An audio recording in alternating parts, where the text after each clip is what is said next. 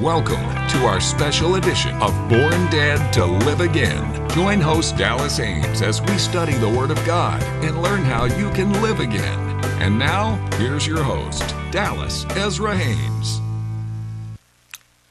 Good evening. How are we doing this evening? It may not be evening where you're at, where this channel is. You may be in daytime. What I want to do this morning is, this evening we'll say, is share my testimony. I have shared it before, but in a long while back, about how I come into the planet and some of the things I had to go through and went through by the grace of God. I want to just kind of share that with you at this time. But anyway, we were in St. Joseph, Louisiana, where at that time when my mother was pregnant with me. My dad, he was working on the Mississippi River. They were digging the Mississippi River to bypass Lake St. John. And in them days, there was all kind of construction crews. So we were living in a tent. And I'm telling you the truth. I'm glad I was young and can't hardly remember. But that is not a nice place to live without any kind of air conditioning or whatever. But anyway, and I was, when Mother gave birth to me, I was just born. I was at the doctor's office there, just a small office. And the doctor, whenever I was born, he pulled me, come out of my mother's room, and I was dead. And that's not a good way to start your life, is it? I was born dead. I wrote a book on that if you're ever interested in reading it. And when he brought me out of, my mother's room and saw that I was not breathing, born dead, he put me over here. But he was beginning to work with my mother, who obviously was having some issues, with pain and bleeding and so forth and so on. Now, my aunt happened to be in the room with him. My aunt had went with my mother to the doctor's office, and I'm glad she was there. And all of a sudden, she looks over where I'm at, and she sees me begin to move. And then she hollered out, "Doctor, he's alive, he's alive." Thank God. I'm here, you can see me. And anyway, I was dead, literally, for somewhere between 15 and 20 minutes. And then after that, I come back to life, which in itself obviously is a miracle. And the doctor, he, looked me over and this and that, and he didn't have the technology to even tell anybody, what in the world was going on. But they made an appointment with me at Ochsner's, which everybody in Louisiana pretty much knows about Ochsner's. Ochsner's in, New Orleans, Louisiana. And so we went down, they carried me down there, my aunt and my mother, and carried me to Ochsner's down there to see what the doctors could do for me. And the doctors went through, checked everything, and come back and told my mother that said he has a problem. He says, your heart has got the top two chambers, the auricles, then the bottom two chambers, which is the ventricles. And in between them is a patent ductus valve, which is actually closed while you're in your mother's womb. That way her heart and your heart wouldn't fight each other. But what they found out is that this patent ductus valve, has not opened up. Said your son had just, the top two chambers of his heart is all he's got.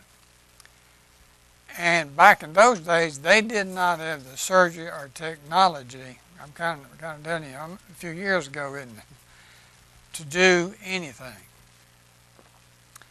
So they sent me home literally, we would say to die, because there was nothing that they could do. And so that's the way my life got started. Sent me home to die.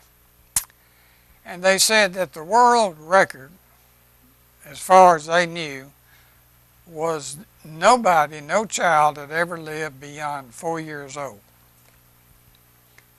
And they were just telling Mother the facts, or as they knew them, so they didn't give her any hope. And fortunately, I was so young. I mean, I was just born, so I obviously didn't know anything about it either.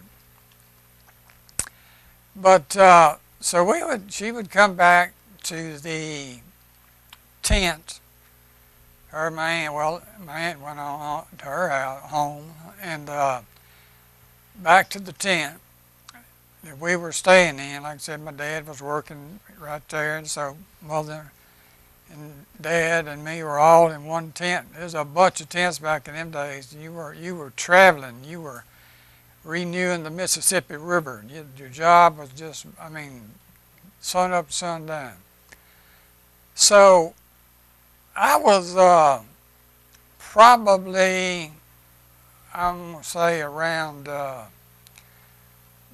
6 months old, and I'll never forget Mother talking to me. She said, "Son," said, "of course, you know, your situation, we didn't know when, you know, you might go on, you know, pass away or whatever." He said, but, and so she's kind of learned to live with that. But one day, all of a sudden, out of nowhere, a black woman shows up at the front of our tent. And there was very few blacks in those days in the construction and the rerouting of the Mississippi River. You know, just very, very few. And she come up to the door, and I mean, you know, you got your little flapper, and she kind of bumped on it. And Mother said, "You know, I didn't know whether to open the thing or not." So, you know, because there was so much going on in these levee camps, you know, they get pretty interesting. But she says, I went and opened it up. I was kind of impressed the Lord opened it up, so I opened it up. And she came in, and she looked at me, and she said, "Miss Haynes," and she said, Mother said, that staggered me right there. How in the world did this woman know my name? "Miss Haynes, may I pray for the child?" And that's what she wanted to do, pray for the child. Now, this woman was not from this planet. I can assure you of that. And Mother said she you know, took me, and like I said, I was probably about 6 or 7 months, about 6 months old. And just like if y'all saw the Lion King, the Disney movie, when they lifted the baby up in the air. Anyway, she took me and absolutely lifted me up in the air, just like this. And she began to pray. And Mother said she was praying in a language that I'd never heard before, which obviously today we know that it would be tongues. So she was speaking in tongues, and Mother didn't really know what she was saying. And of course, that's another gift. Then she handed me back to Mother. And so the lady just left, never to be seen again. And this got Mother's curiosity up, so she started talking, you know, to people in the levee camp about, had they ever seen this woman before? And they said, "No, we never have. You know, we never have." And so really what you see is that angels coming in and praying, because I wasn't supposed to live, You know, the longest lifespan in the world was going to be four years. And she come and prayed for me, and went out the door and never to be seen again. And so that is a miracle in itself. So we after that we went home. You know, Mother had already been down to like I said, the hospital in New Orleans, checked it out. So after this woman prayed for me, Mother said, "Son, you begin to kind of get more energy, and it looks like you was going to, you know, survive or whatever." But anyway, I, you know, kept on keeping on. We finally left, you know, that part of the world, and come back to Kilburn, Louisiana, you know, where I had actually grew up, you know, where we actually grew up as kids. And so brought me back, you know, to Kilburn, and we were up there. And boy, I'm telling you, you know, it was still some interesting times ahead of me. What happened at about, when I got to be about, you know, I was supposed to die at 4. And what is amazing to this, what I want you to do is not to see Dallas Haynes in this. I want you to see Jesus Christ in this. And if he can do it for me, he can do it for you. So that's what I want you to see Jesus Christ in this testimony. And like I said, if he can do it for me, he can do it for you. And so we like I said, we had come back and to our old home place. And what's amazing on top of all that, for the first 5 years of my life, I had pneumonia every year. And pneumonia in those days was killing people. I mean, you know, back in the 50s, 60s, I mean, well, 50s, 40s, 50s. I mean, there were a lot of people dying from just pneumonia. And I had it 5 times. Every year I had pneumonia. I still had this heart defect, but yet I lived through all of that. And that, again, is a miracle. Now, I'm not trying to bring attention to me, but what I'm bringing attention to is that a black woman who came out of heaven, literally, and came down and prayed for me, I'm still alive. And it's like everything the enemy could throw, he was throwing at me. And I went through, you know, living with a heart with a patent ductus valve and all this, and then had pneumonia 5 times, you know, and first 5 years of my life, and lived through that. It's been an interesting travel, to say the least. And like I said, we moved back home, which is, you know, Kilburn, Louisiana, over there right north of Oak Grove, little town, little bitty place now. And that area there, and that's where we were living. And about 1958, my mother would have cancer. And that was rare back in those days. So you could see the enemy just didn't like us at all. So Mother had to go to Little Rock, Arkansas, and that was about, like I said, 1958. And then as she was going through the cancer treatment, which was successful, she found out that there was a heart doctor there who was an Oriental or Japanese guy, Dr. O'Hara, who was one of the best heart surgeons in the country at that time. Of course, we didn't know anything about it. But anyway, it was put together that he would look at me and see if he thought he could do anything with it. And Dr. O'Hara, he he did the surgery and went in, and like I said, your heart has got 2 auricles, top chambers, 2 ventricles, bottom chambers, and then a patent ductus valve in the middle. It keeps everything shut off, and once you come out of your mother's womb, then the patent ductus valve is designed by God to open up. My patent ductus valve did not open up. So he went in and took the patent ductus valve out and changed everything, and I now had my life back.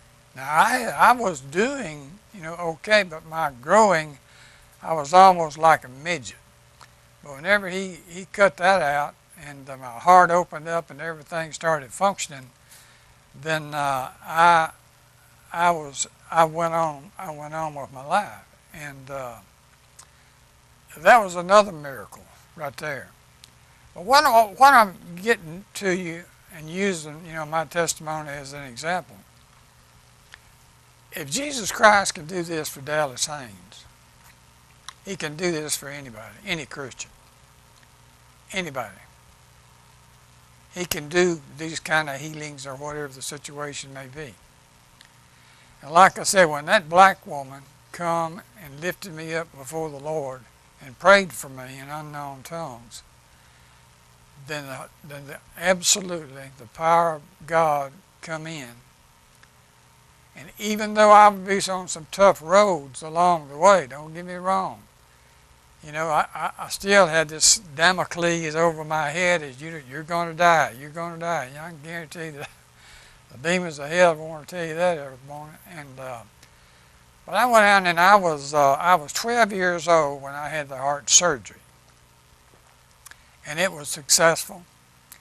And then after that, I began to grow and go on with my life, and 12 years old, and anyway, get back home again and everything put together, and thank God for that. But my dad, he was a construction worker. He was gone most of the time, but anyway, he told me that I'm 13 now. I want you to start clearing the land, down there, our land. And he got me a chainsaw. Now I'm not as big as the chainsaw, probably. The chainsaw was a David Bradley back in those days, to cut down some trees and make sure everything's okay, and da. And so I was up there, went in there that first morning and was cutting trees. I cut down the first one, and it fell into a tree beside it. So it didn't hit the ground. It just rotated from the stump and fell into a tree beside it. And you wouldn't dare touch that tree there, because if you tried to cut the other one, both of them would fall on it. So I went off over here to another tree and cut it down, which was a good ways from where the other two were. And when it hit the ground, that tree that I cut was jarred and shook, and then it turned loose and fell on top of me. And so here I am, down in the Beth River swamps by myself, 12, 13 years old, with a tree on top of me. And the chainsaw that I had, it was David Bradley, but when it knocked me down, the chainsaw was right there around my kneecap, and it began to grind on my kneecap and cut it open. But here's what's another miracle. A boy who was about 2 miles from us, he lived about 2 miles from us, the Morgan boy.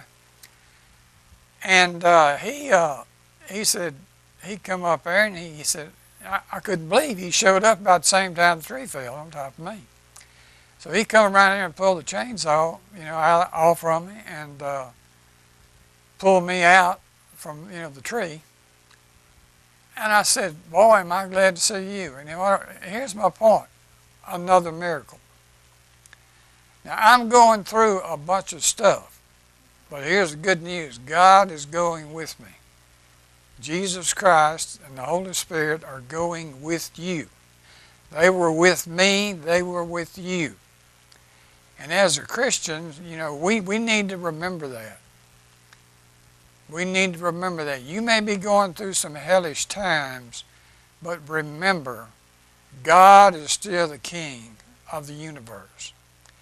And so prayer and praying is your force, and you need to do that. That, and of course, become a Christian. So now I have survived being born dead. I've survived the heart situation. And now I have survived a tree that's fell on, the tree fell on me, and then cut into my kneecap, and went to the doctor for that, and he sewed it up, and it's been normal, surprisingly normal, all these years. And by then, you know, it's it gets interesting. It gets interesting, you know, to see. Now we, like I said, we hung around there a long time, and of course we got back home. And Mother had been saved, and then, you know, we got our life together, and everything was going good. Now we moved to Mobile, Alabama.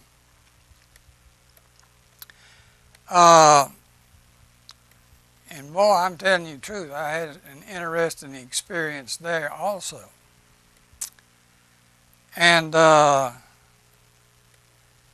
while we was in Mobile, this guy was going to church. And I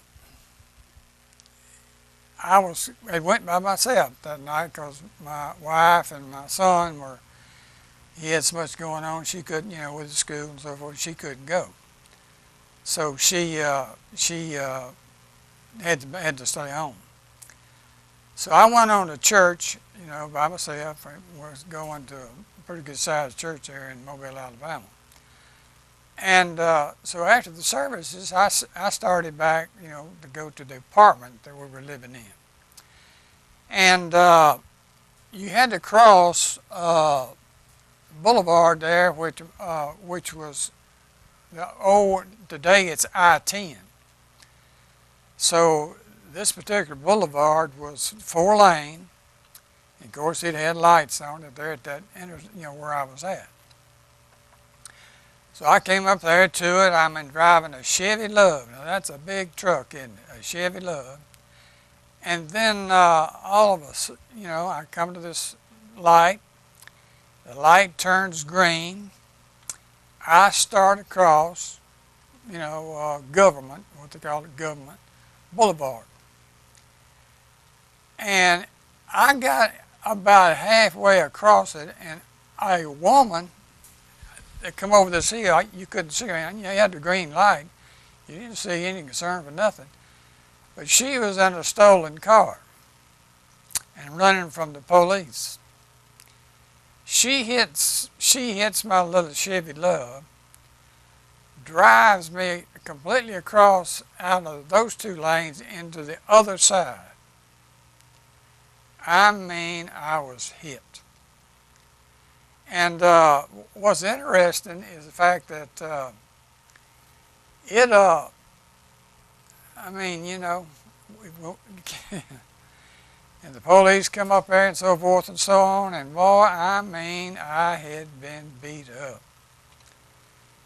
And as it turned out, I asked him, you know, I was still able to talk and move around. You know, I said, what happened? He said, about the woman who stole the car, and said, Mr. Haynes, she was doing 100 miles an hour.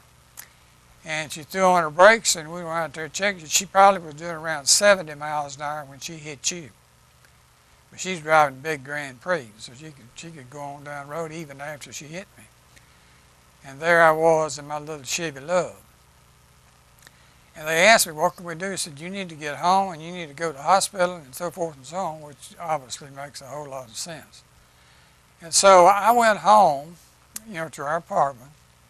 But by the grace of God, I could drive my own self, and the Chevy Love, even though it was beat up and knocked 60 feet or so across into the other side of the Government Boulevard, I was able to drive it back to the apartment. Now, when I got there, my wife I mean, she was out of, we were out of control here. And she said, we got to go to the hospital. We got to go to the hospital. And I said, I agree with you. I agree with you. Because I'm telling you, that pain, when that truck, Grand Prix hit me, it drove me into the door. And so I'd caved in the door with this side of me. And the ribs on that thing, I didn't even know if I even had ribs anymore. And so I said, yeah, I agree with you. I agree with you. I'm ready to go. I'm ready to go. So we got together, and we, got a sitter for my son while we were going to the hospital. And we started out to the hospital, and all of a sudden I could hear the Lord's voice. And he said, son, if you will go to the hospital, that's your choice, and that's fine. Or you can go back to the apartment and I will heal you. And I'm going to tell you, when you looked at me and how beat up I was, and these rib cages were, it began to break loose right in there some, and were coming around in the stomach area. But I heard it and I believed it was God. And so I told my wife, and she said, Dallas, and she was kind of upset, my goodness gracious, are we sure? And anyway, so we went back to the apartment, and we went to bed, and I'm telling you the truth, was I ever having pain? Pain is not even the word for it, to tell you the truth.